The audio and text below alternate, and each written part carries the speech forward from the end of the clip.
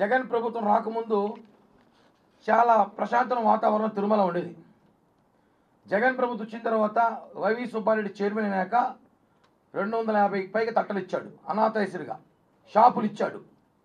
అంటే వాళ్ళ బంధువులకి, ఆయన భజన చేసే ఒక ఇద్దరు మీడియా సంస్థల వ్యక్తులకి, ఆయనకి బాగా మసాజ్ చేసే వ్యక్తులకి, ఆయనకి ఎవరైతే బాగా ఉండబలుగుతా ఆ వ్యక్తులకి షాపులు ఇచ్చాడు, తట్టలు ఇచ్చారు. మళ్ళీ చైర్మన్ మానవుడు కరుణాకర్ రెడ్డి గారు ఇచ్చారు. ఆయనకు భజన చేసే మీడియా సంస్థలకు సంబంధించిన ఒకరిద్దరు వ్యక్తులకి, ఆయనకు కావాల్సిన బంధుమిత్రులకి, ఆయనకు కావాల్సిన కార్యకర్తలకి తట్టలు షాపులు ఇచ్చారు. మేము రాగానే అవి తీసేస్తామన్నాం. ఆల్మోస్ట్ కొన్ని తట్టలు తీసేసాం. అన్నీ జరుగుతూ ఉంది, విచారిస్తున్నాం. ఏదైతే అనాథరైజ్డ్గా ఉన్నాయి తట్టలు అవన్నీ కూడా మేము తీస్తున్నాం. ఎందుకంటే ఈ తట్టలది పెద్ద కోట్లలో జరిగిన స్కామ్ ఇది. తిరుమలలో చాలామంది తెలియజేసి అంటే ఏదో 2000 3000 తీసివేసుకుంటాము, మన అధికారం చేతిలో ఉంది కదా అనుకుంటే కుదరదు. జనసేనలో అది కుదరదు. 93లో 270 తట్టలు ఉన్నాయి తిరుమలలో. 93లో అఫీషియల్గా హాకర్ లైసెన్స్ 270, షాపులు వచ్చి 472 ఉన్నాయి 93లో, 30 ఏళ్ళ క్రితం. ఈరోజు 2004కి 600 హాకర్ లైసెన్సు, 1250 షాపులు వచ్చాయి. ఈ 20 ఏళ్ళకి 1000 లైసెన్సులు, 1800 పైకి షాపులు వచ్చాయి. కానీ అవి లేవు. జగన్మోహన్ రెడ్డి ప్రభుత్వం రావడమే తిరుమల వ్యాపార కేంద్రంగా మార్చేసి దాదాపు 2000కు పైగా హాకర్ ఉన్నాయి. హాకర్ లైసెన్స్ లేనివి అనాథరైజ్డ్గా తిరుమలలో తట్టలు ఉన్నాయి. ఆ తట్టలు తొలగించాలని చెప్పి గతంలో మేము ఇప్పుడు ఎన్నోసార్లు పోరాటాలు చేశాం జనసేన పార్టీ. అదేవిధంగా షాపులు కూడా అక్రమంగా విచ్చలవిడిగా ఒక షాపు ఒకరి పేరుతో, ఒక షాపు ఇంకోరి పేరుతో, ఆ షాపు ఒక పేరుతో, షాపు ఓనర్ ఏమో ఢిల్లీలో ఉంటాడు, ఈడ షాపు ఉంటుంది.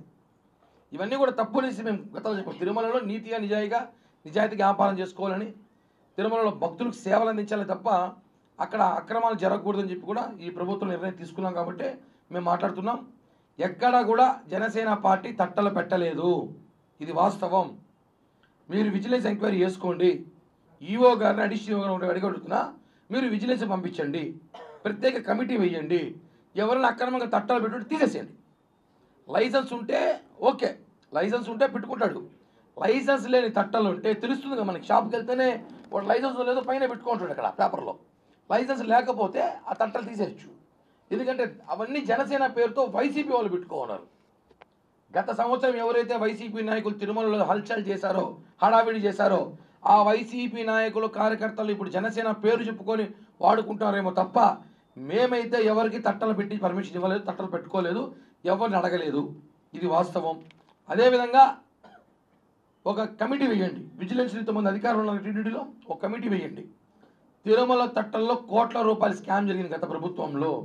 గత 5 ఏళ్లలో తట్టలు మార్చుకోవడానికి, తట్టలను తీసుకోవడానికి, అనాథరైజ్ పెట్టుకోవడానికి కోట్లలో స్కామ్ జరిగింది వాస్తవం. ఇవన్నీ కూడా బయట పెట్టాలి. ఈ ప్రభుత్వంలో బయట పెడతాం. దయచేసి జనసేన పార్టీ, టీడీపీ పార్టీ, కూటమి పార్టీలు మేము ఎక్కడ కూడా అనాథరైజ్ తట్టలు పెట్టలేదు, జరగలేదు.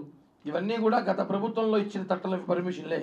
ఇవన్నీ కూడా మనుషులు పోకుండా ఇవన్నీ కూడా విచారించండి, ఎంక్వైరీ చేయండి. నిజంగానే జనసేన పార్టీ వాళ్ళు తట్టలు పెట్టుంటే కూడా మేము తొలగిస్తాం. ఎందుకంటే పవన్ కళ్యాణ్ గారు ఇవన్నీ ఎంకరేజ్ చేయరు. జనసేన పార్టీ తిరుపతిలో ఈరోజు ఇంత మెజార్టీతో గెలిచిందంటే పవన్ కళ్యాణ్ గారి మీద నమ్మకంతోనే గెలిచారు.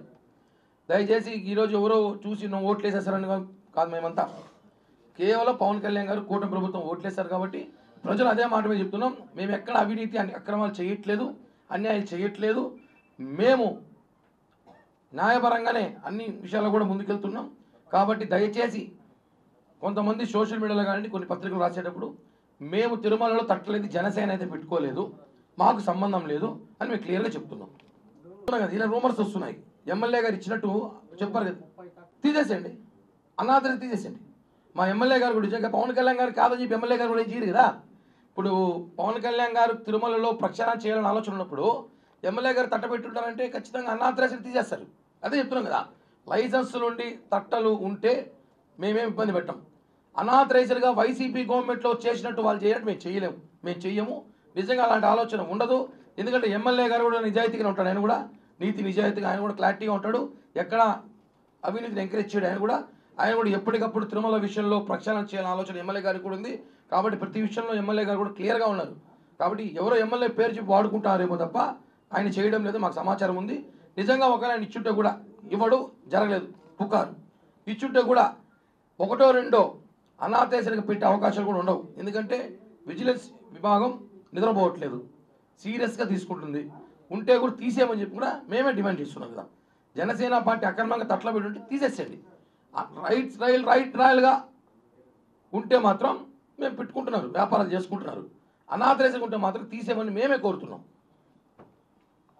సార్ ఒకటే అండి, గత ప్రభుత్వంలో పెద్దిరెడ్డి గారు, చెవిరెడ్డి గారు వాళ్ళ హయాంలో వాళ్ళ ఇష్టం వచ్చినట్టు పెట్టుకున్నారు. ఎందుకంటే ధర్మారెడ్డి గారు కానివ్వండి, వైవి సుబ్బారెడ్డి కానీ వీళ్ళందరూ కూడా వాళ్ళ హయాంలో ఉన్నారు.